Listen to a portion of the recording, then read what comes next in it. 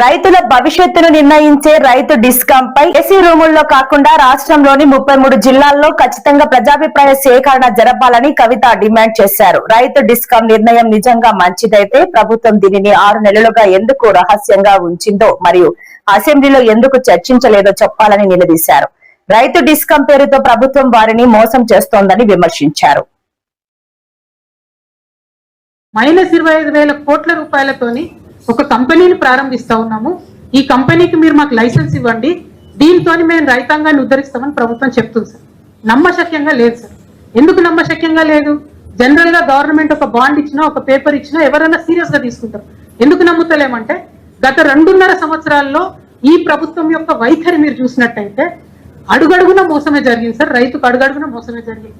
భూమాత పేరుతోని మొత్తం అంతా కూడా సంపూర్ణంగా అప్పట్లో ధరణి బాలేదు, ఇప్పుడు భూమాత తెస్తామన్నారు. ఇంతవరకు ఆ భూమాత పేరు మారింది, కవర్ మారింది తప్పితే సిస్టమ్ మారలేదు సార్.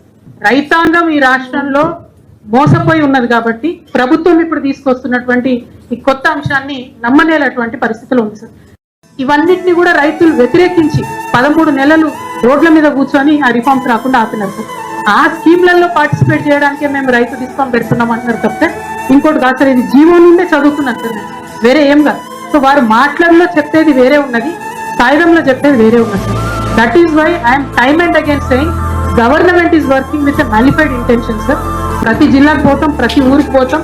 ఇది ఎంత రైతు వ్యతిరేక నిర్ణయమో, ఇది ఎంత రైతు వ్యతిరేక ప్రభుత్వమో ప్రజలకు చెప్పాల్సిన పరిస్థితి.